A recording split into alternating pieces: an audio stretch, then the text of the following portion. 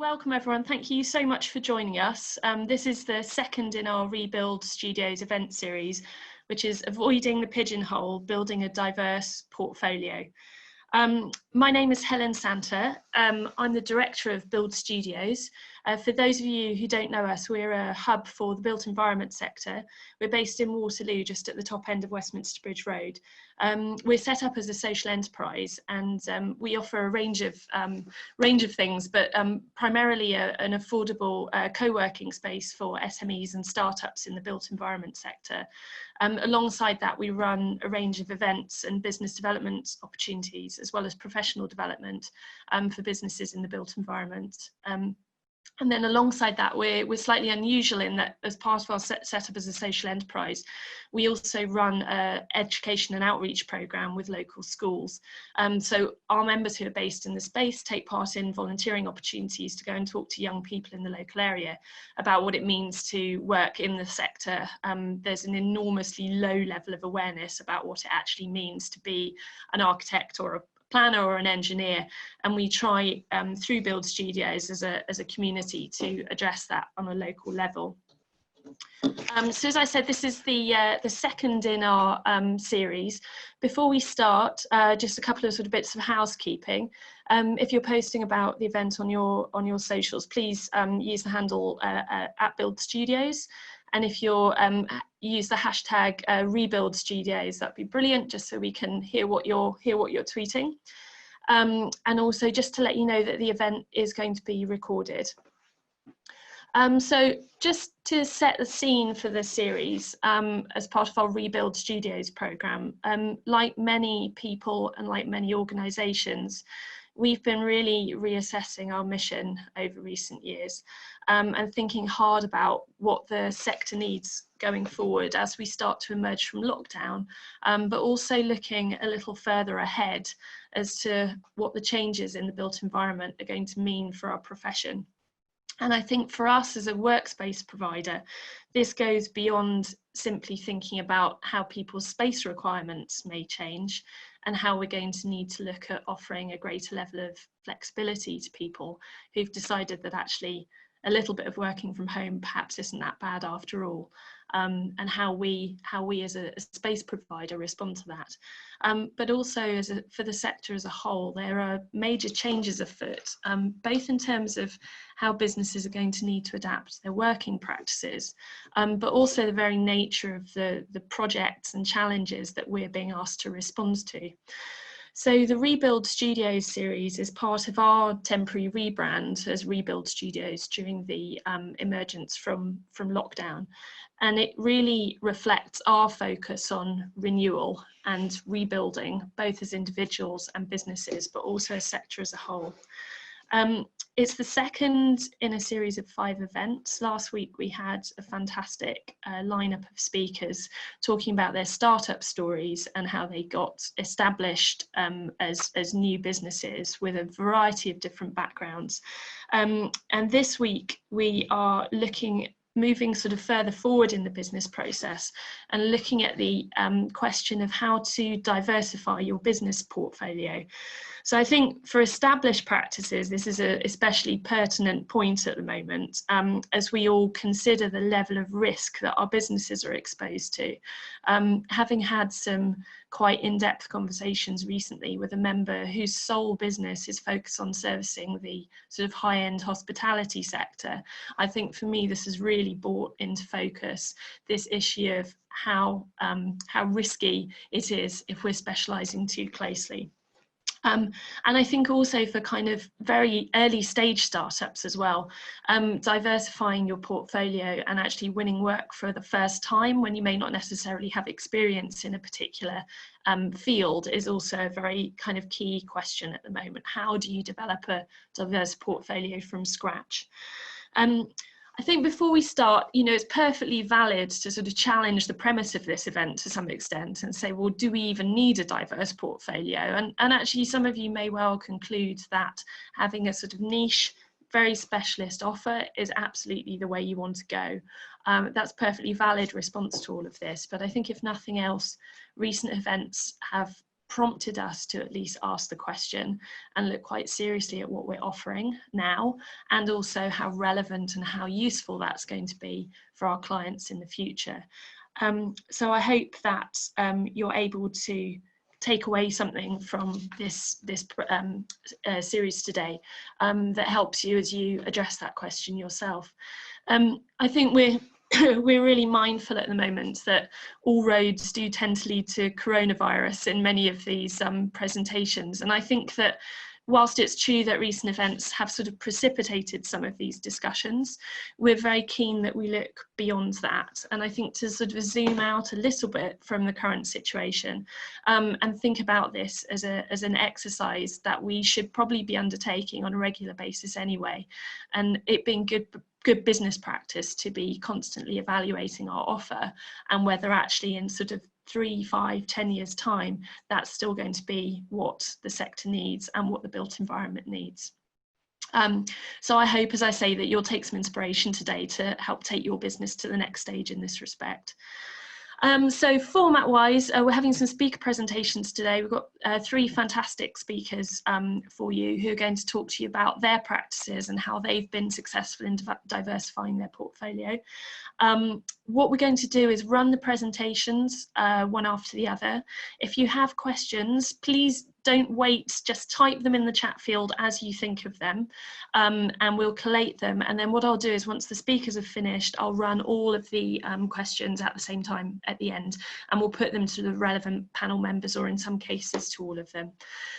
So without further ado, let me start. I'd like first of all to call upon David Ogunmuyiwa from Architecture Doing Place, who's going to tell us about how they've positioned themselves as a business and how they've developed their portfolio. So David, over to you. Thank you, Helen. Really been looking forward to this talk. I hope it makes some kind of sense, because it's a really interesting question about how you avoid being pigeonholed and how you position yourself. And our response has been slightly counterintuitive in that I'm just about to show kind of some examples of some of our work. And in that, some of the advice we received very early on is what we've actually followed, is that we define ourselves publicly as actually being specialists in a very, very narrow way. And that is that we define ourselves as being specialists in infill regeneration projects. But that doesn't need to mean that that's all that we do. That was just allowed us to kind of gain a foothold in something. But we actually are really interested in the arts. We're really interested in cities. We're really interested in anything with a social purpose. So let me just go to this. Oh, sorry, excuse me. Display a bit. Here we go. So here's a number of tower hamlets. They're housing projects, they're infill projects, so and corners of estates, small pockets that we've looked at kind of filling, to proposing the UK's first earth social housing for a local authority in this pocket. Did the feasibility study on that. We were appointed to RIBA stage 2. Still kind of sitting there and waiting for, I suppose, political kind of support within the council, because they've got lots of other priorities for much bigger schemes.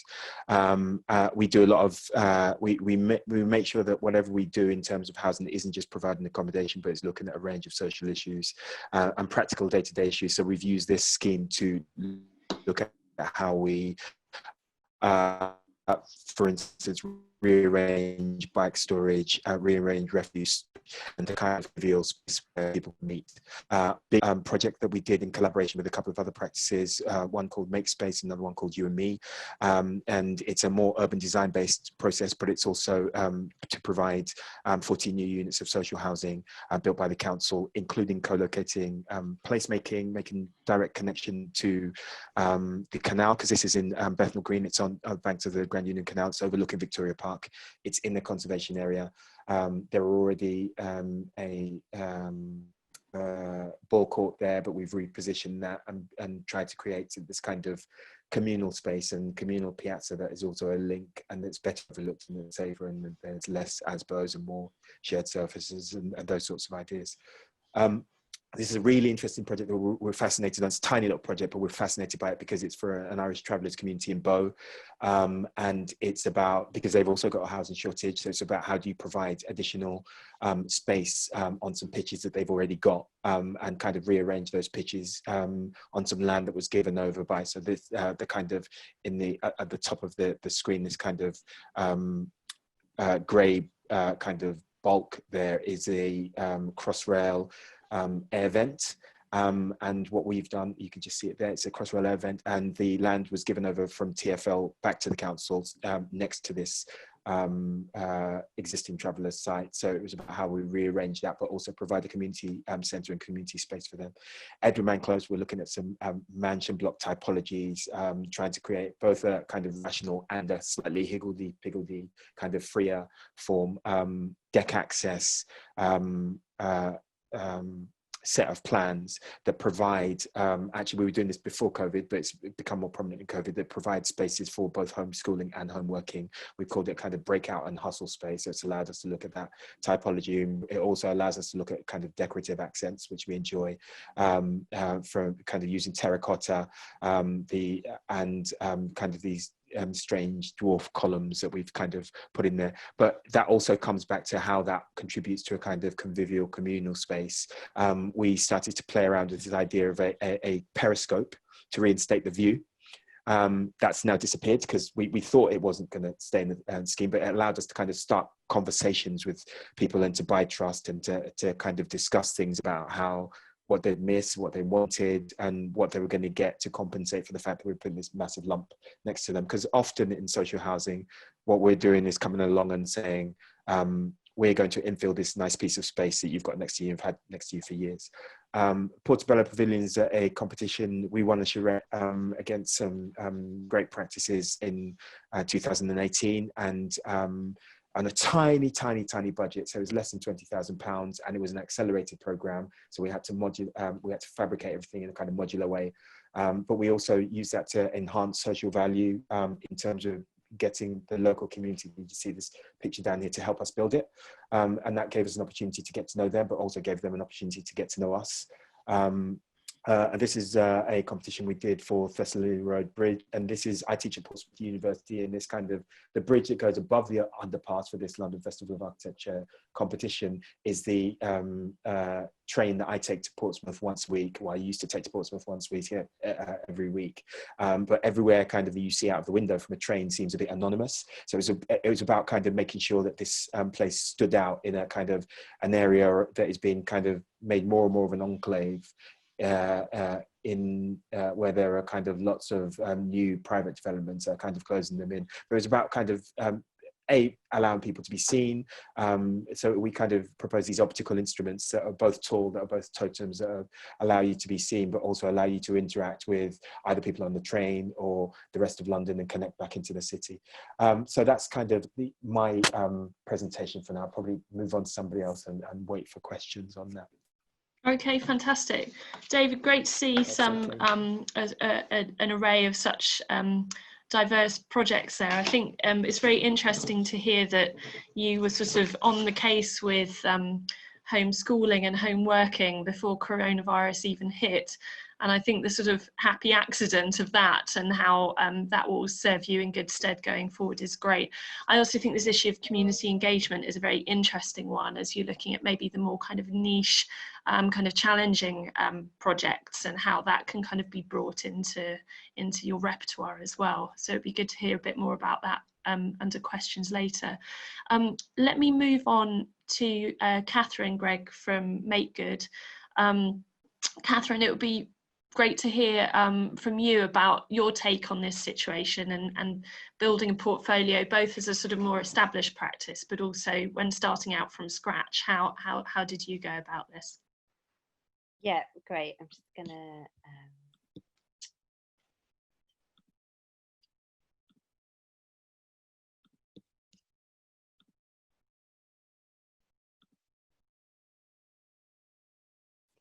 fantastic. So it's really exciting to be here today, and I just got all carried away listening to David talk.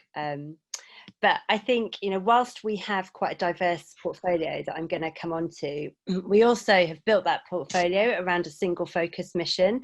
So in some ways, I think when I received this invite, I thought, do we actually, like, how diverse is our portfolio? Because I think there's a really strong narrative thread that goes throughout it. But I do think visually and output wise, it can be really different. So our single focus mission is about engaging and collaborating with people. So it's all about participation, public engagement, public consultation, whatever you want to call it. It's all about that relationship. And around that mission and that focus, we've built a set of projects. So, which then when I started to map out all the different types of projects that we do, it does look like a really diverse set of things. So everything from making furniture to delivering kind of straightforward engagement projects, working in schools, delivering workshops at all different scales, working on projects where we are delivering public art strategies and then delivering the outputs of that, looking at the like residencies where we are. Can you still see my screen? Sorry. Looking at residencies where we're permanently in a place and building that relationship with people. And then looking at our doing fit outs, but then wrapped around that, we've got things that we do ourselves. So that's our own newsletter, our own podcast, our own event series that allows us to kind of create content that pulls this mission together and across this kind of diverse set of projects. But before I kind of talked about the projects, really I was thinking the core mechanism through which we've done this is around the diversity of people in our team. So we have a really kind of broad range of people, both in terms of like skills, experience, educational background, gender, race, interest, it's, you know, hobbies, all kinds of languages, all kinds of different things. And we've really thought about actually how are we going to, you know, utilize so that people are bringing the best of themselves to work, having the best of time at work, and using that to drive the type of things that we can do. So I asked everybody to tell me a little bit about what their skills are. So we've got Jasper, who's did his master's in illustration. So his focus is around kind of graphics, illustration, the detail, but also making sure, like, he's like the visual curator of things. Christelle, whose background is more in communications, but is really interested in the political side of this type of work. Savannah, who did a graphics degree, but is really interested in illustration, environmental issues. Terrain did a graphics degree, but is interested, you know, is really interested in human relationships and connections.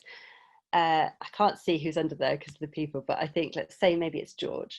So George is an architect and he's fellow director, but he is all about the detail and the problem solver. So when things go wrong, George is the person that comes along and fixes it. Ruby also trained along the architecture trend. It hasn't done their part 3, but is really interested in making things and making things that are specific for people. And Natalie also did her part 1 in architecture, then did an environmental master's, and is really interested in getting stuff done, but from making sure that, like, it's socially and environmentally responsible. And then the dog, who's generally there for, like, making everything, just making awkward moments better and being super cute. She doesn't look like that at the moment because she's got lockdown locks. But the team is essentially how we've managed to do this. So I'm going to talk through some of the projects that we've produced, which I think when I think about the characters in them, that's how they've managed to be achieved. So this is a really small scale of the type of work that we do. It's more of a piece of furniture. It's a curiosity cart that we produced with a school. Savannah and Natalie led on delivering the engagement programme for that. So working alongside a kind of creative arts council, group of students, to design something that would spark creativity, would give you inspiration, something that, as the name suggests, you can interact with in different ways, as a way of maybe starting a piece of writing, or a piece of drawing, or a piece of design. But it's that kind of inspiration spark. So they ran the workshops, and then George essentially took all that content and assembled it into this crazy machine-like thing, and George and Ruby built it. So, actually, when I look at a piece of work like this, I think, whilst I set the business up, I would not be able to build this or do this at all. So it sits within our portfolio because it is, it's on that mission of engagement, but it isn't a piece of work that is centered around me as founder. So then the next project I want to talk about is Romford. So this is a piece of work that is straightforward engagement, town centre master plan. We delivered all the public engagement for it. This project was led very much by Christelle. It was about kind of quality of reach. So we're reaching lots of people and we're talking to lots of people in really interesting and creative ways. So Christelle kind of led that project. Savannah produced all the beautiful graphics that went with it. I actually was on parental leave while this was happening, so I was in the background kind of making sure that we were hitting all our targets, but not so directly involved. And then Ruby was really involved in making sure that we had beautiful props. So we took the furniture learning and then made sure that if we're going to do pop-ups and we're going to do activities, what are the beautiful props that we are delivering through that makes people stop and take notice of what we're showing. So then a project that kind of ups the scale from that. So Brick Lane, we did a piece of work, again, Natalie and Jasper ran a series of workshops in local schools along Brick Lane and developed these patterns and this way of describing the history and narrative of that place across the years. And then created this artwork. So Jasper then created the 2D artwork that then George was instrumental in making sure that it was fabricated correctly and installed. But this project is a kind of another example of something that kind of is that marrying of something that kind of could be just a two-dimensional piece, but then taking the architectural skills and making sure it's installed. Then kind of upping the scale in terms of the types of spaces that we might create. This is a school project. We do quite a lot of work in schools around creating outdoor classrooms and spaces. These were described as spaces for calm. Again, this is a project where Savannah and Jasper led on the engagement. So I think they ran workshops with 180 children across this project to try and get their ideas, building models, kind of drawing, site analysis, going out there and thinking about where this building would sit. And then Ruby and George worked to kind of take those ideas and develop them into something that's buildable. And then Ruby and George literally built it with their bare hands. So we've got that kind of scale of things that we're doing, but seeing a project all the way through. And then projects which are about us physically being in a place as part of a larger team. So this is a project that we did that's actually an estate regeneration project where there's a lot of larger, more complex kind of architectural design work going on. That our role on that project is to make sure residents are involved and they're aware of what's going on and that they have influence over the change. But our design role as architects isn't there. But what we do have is this capacity to kind of build those relationships in a way that is also spatial somehow. So we very often would set up and fit out a community space in which it becomes the hook for how we're delivering or where we're delivering all this engagement, and then use the outdoor spaces to make sure that we're testing kind of what landscaping might be like, but also as a hook to get people to be involved. So we've done a lot of food growing projects. And so the two images here is kind of on the left, you've got us doing bread making, like working with local businesses, and they're coming in and delivering a kind of bread making session with residents. On the other side is us kind of delivering a food growing project. But this is all about kind of that relational experience, and it can feel kind of for me, these are the projects that bring together all of our experience. So these are led by Natalie and I collaboratively. George is in there doing the fit out and the building of these planters and things, and then Savannah is kind of the graphic thread to make sure that all the print material that goes with it looks great. So I guess, you know, when I was thinking about this, it's like there's a difference between having a diverse portfolio and scattergunning. So are you focused, is there some kind of focus around which these different types of projects are hooked, so that people, even at a very basic level, when people are out there advocating for you or talking about you, that they understand why these disparate things might sit together, versus scattergunning, where it just looks like you'll say yes to anything, or actually you just spread yourself so thin that you can't really build expertise in something. So then I was thinking about the different ways that could run. For us, it's as I said, it's a single focus mission. It's about ethos. But some people build a diversity of portfolio around a particular style, or a particular material in which they work with, or a particular set of patterns that they use. And then that can be applied on lots of different products. So it could be your approach and methodology that you're working with. It doesn't really matter. It could be a color palette, but I think it doesn't matter. But I really think thinking about what your hook is crucial here, to kind of making sure that you're not scattergunning.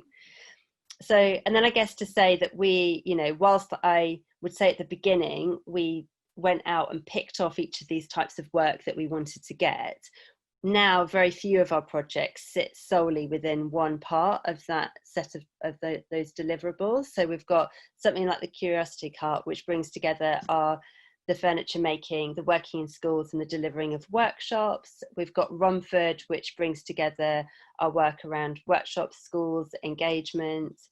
We've got Brick Lane, which is the public art, workshops, schools, engagement, and then residencies. The Space for Calm, which is schools, workshops. It's in the public art bits, a little bit of fit out, and then actually it's the residency piece that I think brings together the maximum number of our skills. So these are the types of projects where actually we're pushing our learning, where we're extending the diversity, because we've got some things that we're really super skilled at and we know that we can deliver it, and then we've got some things which are edge of knowledge that we can push and further diversify the type of work that we're doing.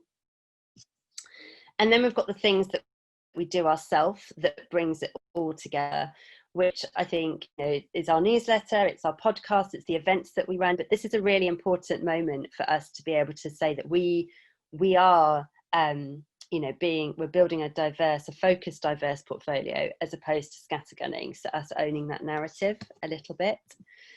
And then I wanted to talk a little about gear change projects, because I think it's, we've been running the business, or I set the business up, over 10 years ago. And then it's been 10 years since I've started employing people.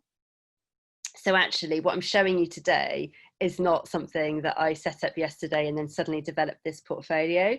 So actually, like running along the bottom, I was thinking, I've done 1 million workshops in each of these fields, like tiny entry level projects in each of those.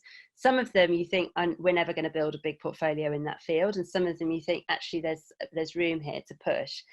But something like our engagement strand, which is the biggest strand of work that we deliver, we started off doing projects that were tiny, that might be 3 days. We then had won a piece of work in Barking that was a total gear shift project, because it allowed us to bring in residencies as a methodology and extend our pop-ups. And then out of there, we've got a whole strand of projects like Scrattons and Northwood that have been about residencies. Then when we started doing estate regen, that allowed us to really hone our methodology of fit out and production, and how do we get things made and installed quickly, how do we do pop-ups really well. And that led to us winning Romford. And when we won Romford, we thought, okay, we're going to treat this like a gear change project, and we want to own the market for really good engagement and on-street pop-ups.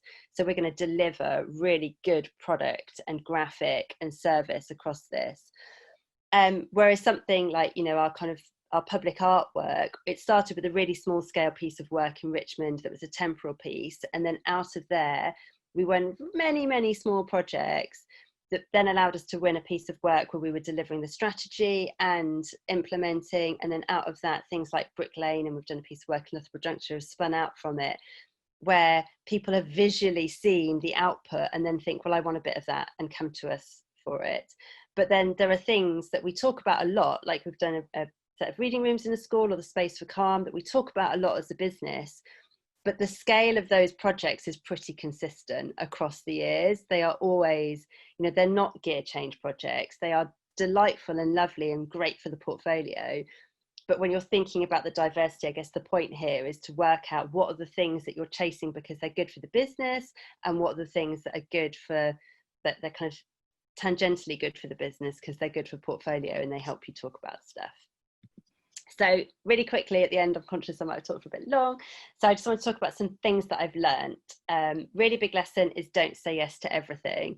I think I learnt this lesson 3 times over, really painfully each time. It's, you know, I'm talking about diversifying and not scattergunning because I have scattergunned. So I think being really careful about what you say yes to, accepting a project for what it is. So if a project is an engagement project, don't try and shoehorn, actually, this is my moment for showcasing public art, or this is my moment for showing what a great architect I am. It's, you know, being like doing the right work for the right project with the right client. One size doesn't fit all. So actually, sometimes what we think we're going to deliver is not right once we're in on the project. And even if we might think this is going to stretch our portfolio in a different direction, if it's not right for the project, bringing it back and delivering the services that are right for it. Bringing in the skills and support that you need for the routes that you want. Sometimes there's like an area of work that we really want to push into and we don't have the skills, so we employ those skills or bring those skills in order to help us push into that market.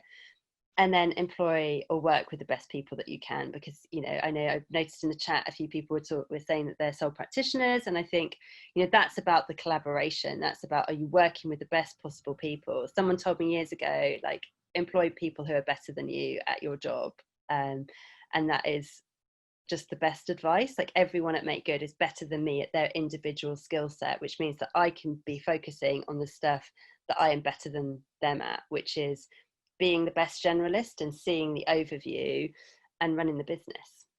So that's it. Catherine, fantastic. Thank you so much for that. I'm feeling very inspired after that, so I hope everyone else is too. I think the really, really strong theme in your presentation about basically allowing others to shine and your business developing and being the stronger for it. And thank you for kind of relating that to people who are sole practitioners, because I do think this issue of kind of how do we break into new ground when it is just me or just me and an associate is difficult. And I think that the sort of importance of early collaborations is very key to that. So thank you for that. And I think also the sort of reassurance that you can start small, and you may be doing small for a very, very long time, but actually that then the big sort of gear change activity will follow. That's really inspiring. Thank you for that. Just before we pass over to Chris, just a little reminder, if you do have questions for the speakers, please do just type them into the chat on the way through. I'll see them pop up, and it'll mean that the cogs can start turning before we pounce on the speakers at the end to answer those. So finally, our last speaker for today, can I hand over to Chris from Alma-nac, please, to talk about their portfolio and how they position themselves as a business. Chris, over to you. Thank you very much. Okay, I'm just going to share my screen. There we go. Oh, actually, do you know what? You're going to get it very quick because I was at the back of that, so that's okay. Okay, so here we go. So yeah, I'm going to speak a little bit about the work we do, and how we've got the work that we're doing at the moment. It's going to look, in a sense, talks are by their nature post-rationalized, right? So the sets of slides are post-rationalized. So it's going to look quite succinct, like, oh, that led to that, that led to that. I think the important thing, which I think Catherine touched on, is that there's lots of other stuff going on around that. There's lots of sort of conversations you have that don't go anywhere, or they're conversations that are sort of helpful, but they don't sort of lead to projects. And there's projects that don't end up happening, and other things like that. So this might look quite linear, but obviously the process of setting up and running and developing a practice is a messy but delightful in that messiness, obviously frustrating at times too. I think the key thing that we've learned is that all projects have a narrative that stretches beyond the obvious remit of that project. And I think that's something that we probably started to pick up at university, and it's something that we have been quite keen to continue pressing. And I think part of what helps with that is PR. So being able to go and talk about these things and talk to people about these projects, because people are interested in the narrative of a project and the story of a project and how that project actually talks about wider issues. So we started, this is the first slide, we started here. So we started on a market stall offering free architecture during the last global recession. I guess we may be out there again soon. And we basically were saying, yeah, free architecture, you know, we'll give you our advice for free. But really what this was about connecting to people who we may be working for, end users, people in the street, and also hearing about what their views on architecture were. And we were really impressed by actually how people really know a lot about their built environment, and they have opinions on it, and they have strong opinions, and those opinions are based on experience and knowledge. And it really buoyed us, because we were like, well, this is cool, you know, this looks good, this is the sort of people we want to be working with. And equally, it gave us our first article in the Architects Journal, and so all of a sudden we were sort of known for doing this thing, and it was sort of quirky and interesting because it's during the recession. And this led to our first few projects.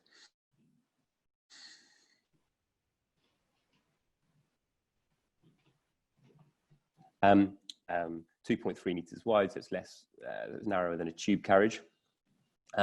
So then we we're saying my internet connection is unstable, so if you can't hear me, do shout out. So then we sort of took this idea of, you know, slim living. How can you make small infill spaces, I think a bit like David was talking earlier, into good quality housing? And actually, eventually, not straight away, but this slim living, let's call it, led to this, which is a 42 unit housing project we did in Croydon, PRS scheme.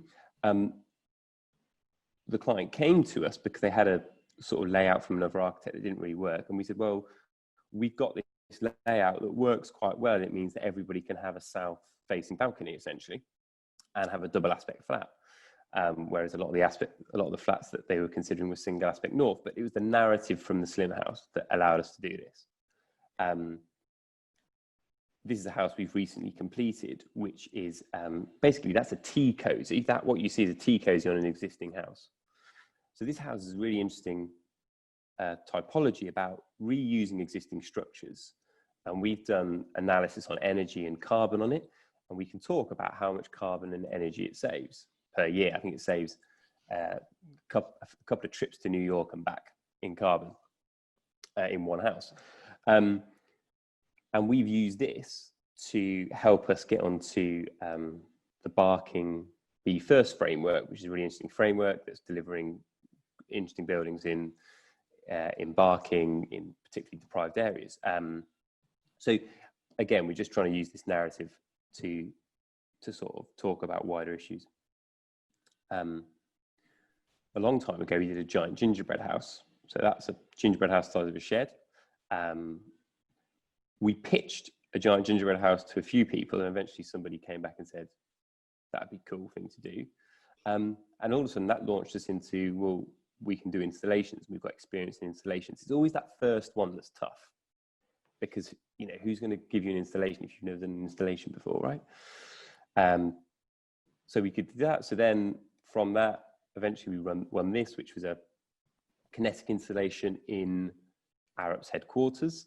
And again, like Catherine was saying, we chose to work with somebody who knew what they were doing, because we didn't know anything about motors or electrics or programming. So we worked with Rory Glynn on this, an old friend of ours from the Bartlett. And that also got us, that allowed us to talk to a lot of people because it's with Arab, and Arabs, got that name, that sort of status that helps and makes the project valid in many respects in certain people's eyes. And then later, we then wrote, or we were guest editors for AD, where we actually got the opportunity to go and talk about all the practices, or a wealth of practices that we were really interested in across the world, and how architecture was changing and how architectures were practicing differently. I think we've already heard from David and Catherine about quite different modes of practice. And this, we took our work that was quite different from early and then pitched to AD and said, look, we want to write a thing about how practice is changing. And then all of a sudden that gives us opportunities to talk about that. And also it's great for us because we get to research and talk to all these practices that are doing really cool things, and we learn from them, and hopefully they learn a little bit from us. So this is an animal hospital we did. Now this came back by a very chance encounter, this project. The project wasn't going very well with a design and build contract. We came in and we just did a little bit of work on saying, oh, the costs look a bit high here and here. And eventually we ended up designing it. But this gave us our first step into, workspace or health space or semi-public buildings. And from that, we then, but equally, this is also a retrofit building, right? Because this is a shed. This is a light industrial shed. So we then can package this as all those different elements: retrofit, health space, reuse of materials, and also the client had a specific requirement that none of the materials off gas, and so that was also something that was quite important. And this has then led to some music studios that we're doing in this space. So these are music studios in Bermondsey, which is currently on site, hopefully finishes in September. Again, and this is around this retrofit idea again, and a narrative around zero waste. So all of the materials sizes are used to define the size of the studios, so that we have very little offcuts, and any offcuts we do have, we're using an Enzo Mari type design to do the furniture. So the idea, and a lot of that's driven by the client equally. That's not all coming from us. This is a project we pitched. We won a Royal Academy sort of grant of money to do some research and an exhibition. In itself, loss making, so we lost money on it. But it gave us a in to talk to Lambeth, who is our local borough, because we based it in Lambeth, because we really wanted to work for Lambeth because we work in Lambeth. And so that led to conversations, and not immediately, but eventually we got the commission to do this, which is a meanwhile community workspace in Waterloo. And that, like I say, it wasn't that linear, oh, we did this and then they asked us to do this, but it started the conversation. And the narrative was around, how do you reuse space? How do you reuse gaps of space for the good of the community? And that, and so that tied in quite well. Another chance meeting, lots of chance meetings, it sounds like it, doesn't it? But there probably are lots of chance meetings. Most of the chance meetings go nowhere, but some go somewhere. So this was a chance meeting with Dulwich College in South London, and they asked us to be architects in residence for 3 months. So we designed a sort of installation, did some workshops with the students, and sort of presented some ideas of architecture in an exhibition called Evolving Spaces. This is the exhibition, very simple, but we basically moved our whole office there. It was a really good opportunity as well to sort of talk to kids about what they thought of space and architecture and what their views were. But we luckily met someone at the exhibition opening who runs a primary school in Dulwich, or the design technology department. And they wanted to do a project around their landscaping. And at the same time, someone called me up and said, oh, do you know what we can do with all the timber from the colour pavilion? Because I once did something with the RIBA and they thought I might know what to do with it. And I said, well, actually, that's really interesting because we're just about to make some planters with a school that's very close and we need some material, right? I mean, that sounds, you know, that is a lucky thing, but I suppose if you have enough conversations, eventually some of them are lucky. And so then that turned into that. So we basically took this pavilion and we're turning it into these planters. And there's the prototypes, which, got to be honest, a lot of this is led by the school. It's designed by the kids. We sort of help facilitate it. And now all the schools across sort of the Dulwich, Herne Hill area have access to this material. And I think we've got 12 schools signed up who are going to take the material and run a workshop with their school.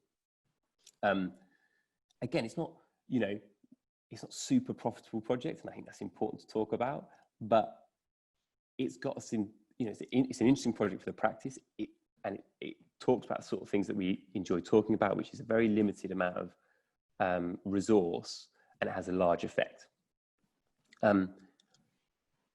Through that work, Dulwich College then asked us and said, well, we actually need to redesign the whole of our lower school. And we were like, well, that's quite interesting. You know, and they said, you know, do you want to have a pop at that? And we were like, yeah, that's great. So then out of those things has come this quite large project for us, which is a redevelopment of the whole lower school, including a library and a ICT block and a wellbeing pavilion and a new school hall for the kids. And this is so hopefully going to planning in the autumn with this. And really that's sort of, you know, that's come from a long way away in a sense where we did those initial conversations, but eventually has led to this. And I think it does sound, because of time, I have to make it sound rather linear, but it's worth reiterating that this is the sort of lots and lots of conversations going on, and not always do they lead to sort of, you know, very interesting projects like this. But you know, and there's always a bit of luck involved, right? Right place, right time. But I think the thing that, and I think that Catherine and David picked up on it, we believe in it. So we think, you know, we want to create interesting spaces for as many people as possible. And that's what keeps us going, because there's obviously lots of frustrations and we do lose lots of projects, and we, you know, have frustrating projects that don't go anywhere, or tenders that we don't quite make. But we continue believing that what we're doing has some value.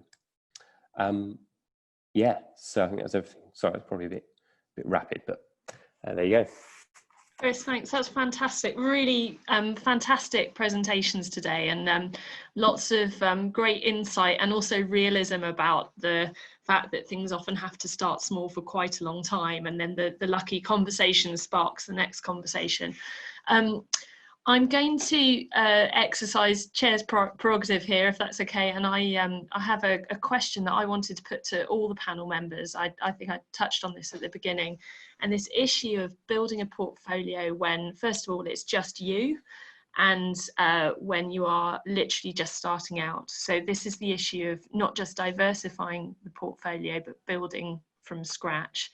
If I could take each of you in turn, it would be great if you've got any insight or tips for practices who find themselves in that position, as to how you would, or successes that you've had, or how, if you were having your time again, where you'd focus your efforts in that respect. So Chris, do you want to kick off on that one, and then we'll go to Catherine and David? Yeah, sure. So I set up with 2 friends from the Bartlett. That helped, I have to say. But I think, I do think if we did it again, I think we would probably have a maybe slight greater focus on some of the PR, about really getting our message out there about our projects, no matter how small they are. Because I think all projects have a narrative that can talk to much larger issues. And I think we always talked about that in the studio, but we maybe weren't as good at really pushing that out there. And I can think of projects where I'm frustrated that maybe we didn't push it out as much. I think also, you know, taking work for money is fine. Not having cash, which we experienced a few times in the early years, or being low on cash, is incredibly stressful. And it's very difficult to design anything very good if you're just really worrying about how you're going to pay the rent. Mm-hmm. So I think that's also, and I think, you know, you got to do what you got to do slightly early on. And that's important, to not try and be too purist about things. Great stuff. Catherine, how about you? Any sort of tips or things you wished you'd done differently? Oh, Catherine, you're on mute. Sorry. So I'm not sure there's things that I wish I'd done differently, because I think there's learning in all of them. I think, you know, there at the beginning, I would say, like, it was just me on my own for a really long time, like 5 years, and I had lots of different jobs. I was a real purist about what Make Good would do. So I had lots of different jobs on the side that I would do outside of being of running Make Good, but I was really pure about what I wanted Make Good to do, and I think really focused on relationships. So there are relationships that I have now with clients that are people that I met during that period.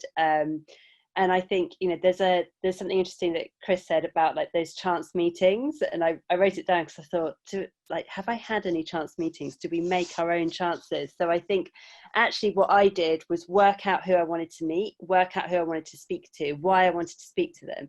Now I know there's a whole thing of people being effortless, and I think I am effortful as opposed to effortless. But I worked out who I wanted to speak to, worked out why I thought they would be interested, and then went and spoke to them or found a way to speak to them. And as Chris said, not all of those conversations turn into something, but actually just a few of them did. And then those are relationships that I've nurtured and have come along the way with us. And like, some of them are, you know, that blurring of like clients who are now like friends, people that I, you know a lot about. And I think, but at the beginning, the idea that I would ever be sitting here and showing that range of work, like, didn't really, like, you know, there are moments where you think, well, I'm not going to get there, and it isn't for everybody. That's not the end point. I think the better thing is to think about what are the relationships that I want to have to build that, to build that product, or to do the work I want to do, or say the things that I want to say in the world, and focus on those. Okay, that's good to hear. Thank you for that. And David, over to you. What would be your sort of advice if you you know, you were sort of starting out from scratch, and how you'd, you know, maybe what areas you devote less time to, or where you think you had your real successes? So I want to kind of almost rephrase that. So starting out from scratch is really pertinent to me because I retrained as an architect. I was, my first degree was in construction management. I worked in as a social housing officer for local authorities before retraining as an architect. So I did start from scratch effectively in order to do this. And then I was in practice. I've been in practice for 21 years, so a very long time.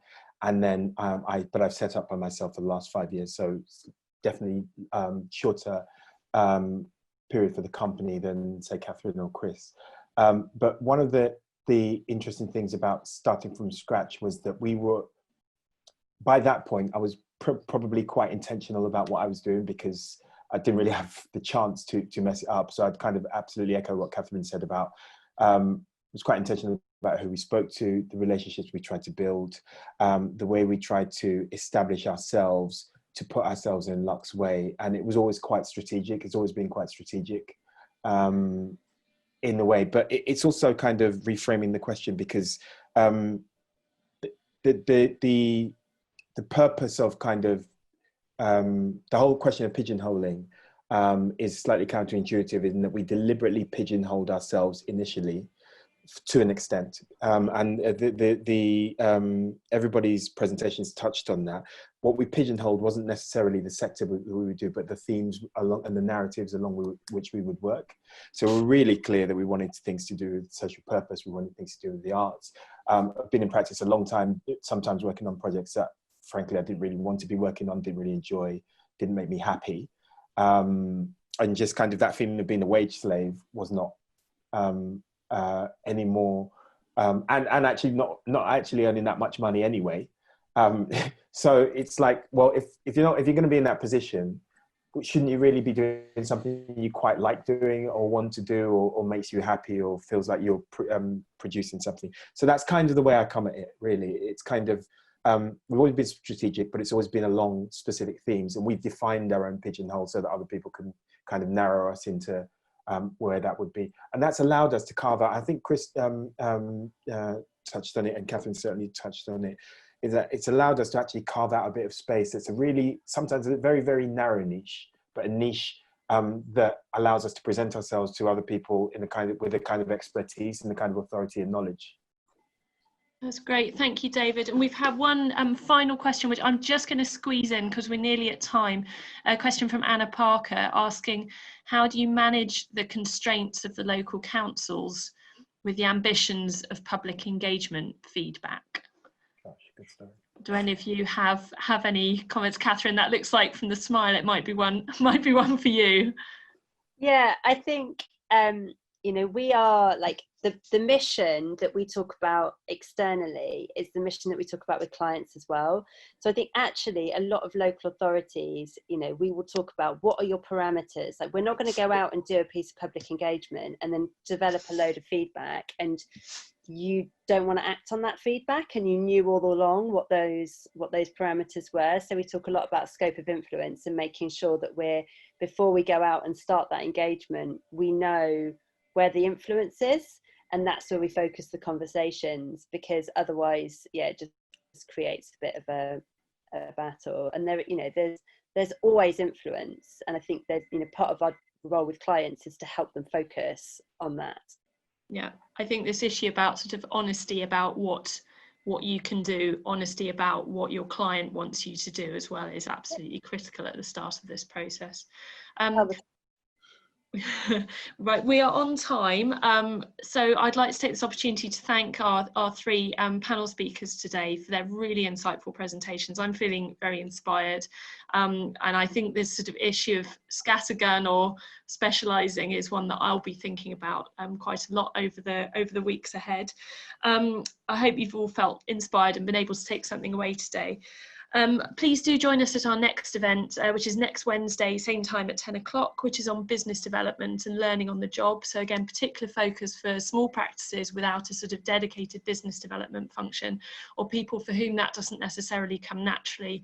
How do you capitalise on these positive conversations that we've discussed, but also a more kind of key question of how do you generate those conversations in the first place? It's not always the easiest thing to do. And I think while we're all remote, it's even harder to do. So we'll be getting some interesting insight from our speakers then. So thank you very much again for your time. Thanks to our speakers. Thank you to Luke for pulling this together. And we'll see you all next week. Bye-bye.